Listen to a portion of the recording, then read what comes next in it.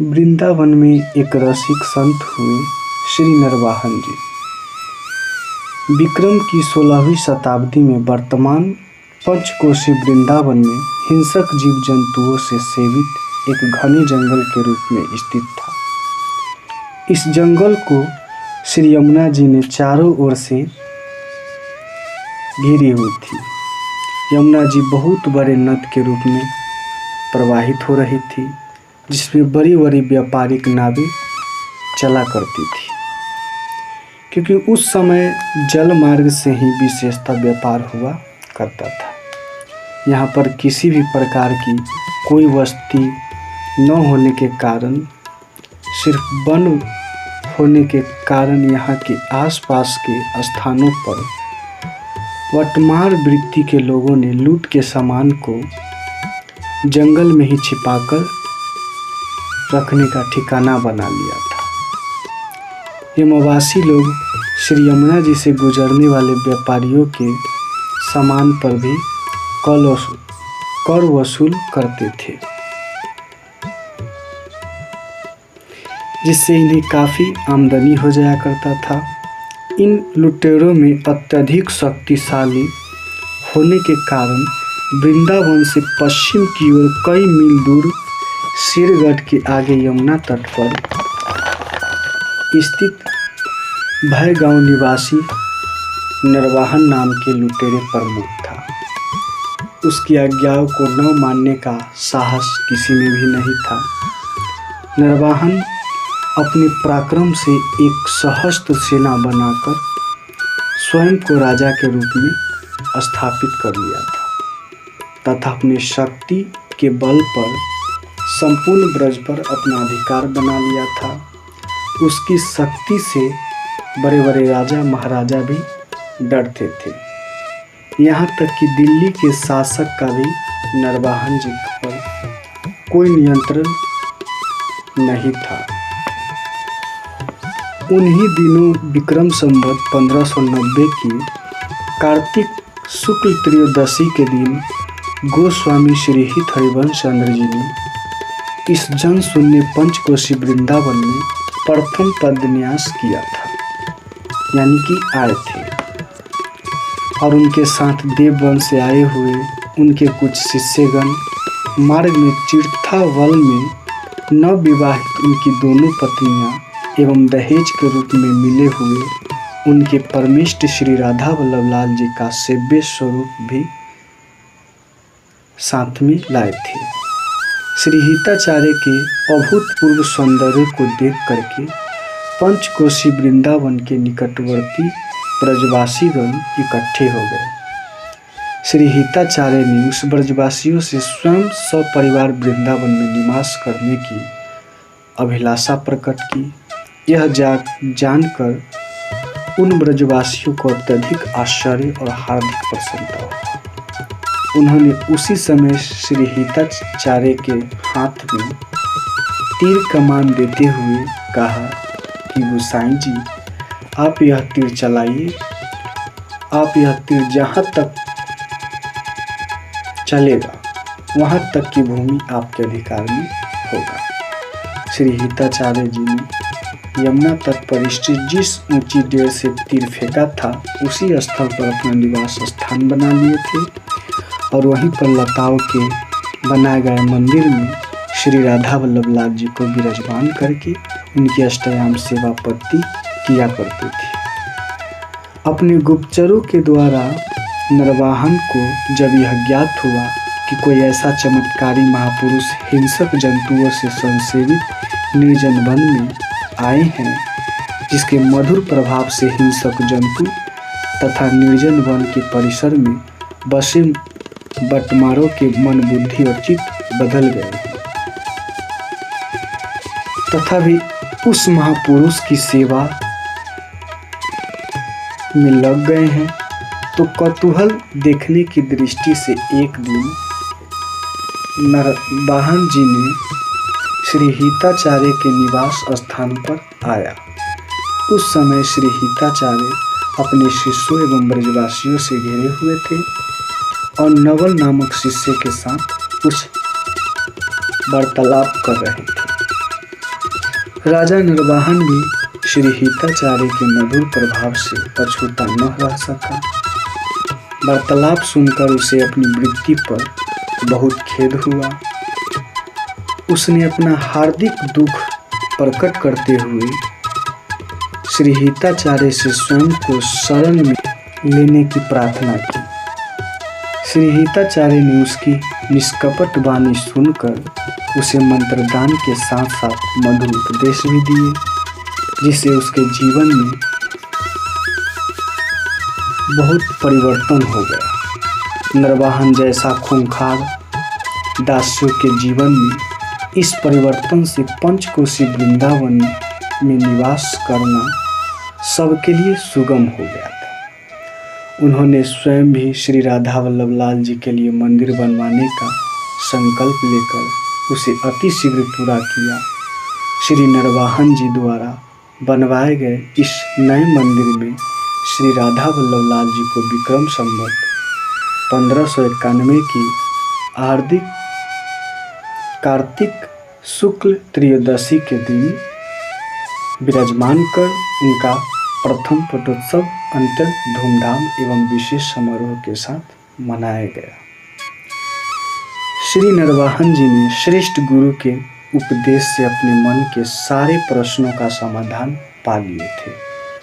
अब वे अपना अधिक से अधिक समय सेवा उपासना में देने लगे। अच्छे भावों के उदय होने से उन्हें स्वयं ही लगा कि चित्त निर्मल हो रहा है।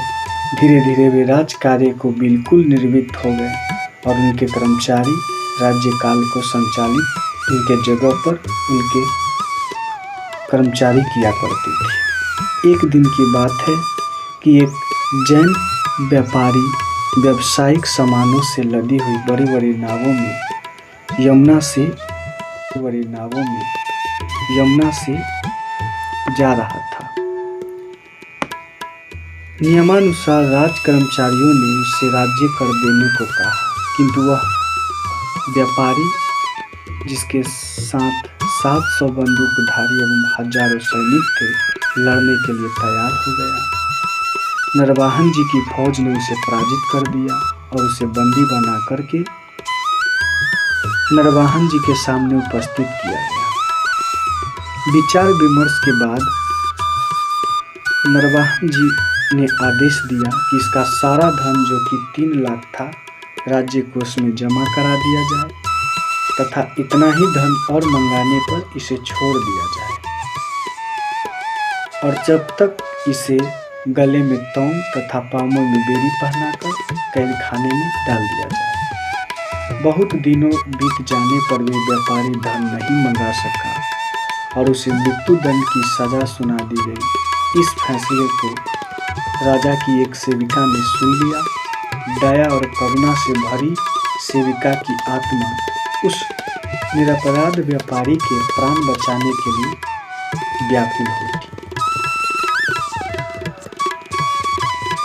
उस सेविका ने रोज की तरह भोजन देने पहुंची।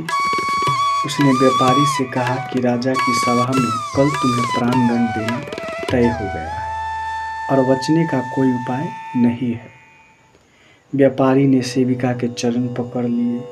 घबराते हुए उसने प्रार्थना की कि मुझे अब बचने का कोई उपाय बताओ। सेविका ने उसे प्राण बचाने का आश्वासन देते हुए शांत किया और कहा कि तुम मेरी ही तरह कंठी माला और तिलक को धारण करो और हमारे राजा को श्री राधा वल्लभ श्री हरिवंश नाम से बड़ी प्रीति है।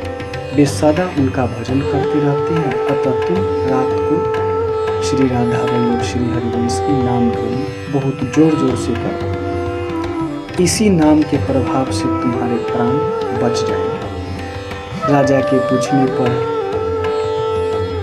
यह कहना कि मैं श्री हरिवंश महाप्रभुपाद का शिष्य हूँ, यह कहकर सेविका चली गई।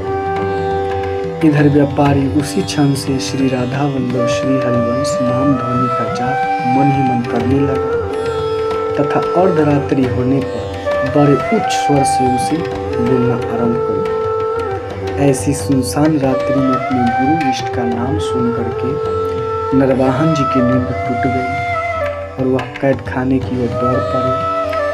वे व्यापारी के चरणों में गिर गए और व्यापारी से यह जानकर कि वह हित महाप्रभु का कृपा पात्र है, अत्यंत लज्जित एवं दुखी होकर व्यापारी से क्षमा याचना करने लगे और कहने लगे कि हमने आपको जैनी समझ करके लूट लिया था और आप ये बात श्री गुरुदेव जी से मत कहना। जब प्रातः काल होते ही व्यापारी को स्नान कराकर अच्छे स्वच्छ कपड़ा पहनाकर उसका सम्मान किया गया, उसकी सारी संपत्ति लौटा दी गई और उसका चरण स्पर्श करते हुए नरवाहन जी ने आदरपूर्वक विदा किया। व्यापारी के हृदय पर इस घटना का अत्यधिक प्रभाव हुआ। व्यापारी ने सोचा कि जिनका झूठा नाम लेने पर मेरे प्राण बच गए, तो सोचिए उनका सच्चे हृदय से नाम लेने एवं उनकी शरण हो जाने पर हमको क्या प्राप्त होगा। यह सोच करके उसने वृंदावन आकर श्री हित महाप्रभु के दर्शन किए और अपना सारा धन श्री हित प्रभु के चरणों में अर्पित करते हुए अपना सब वृत्तांत भी कह सुना।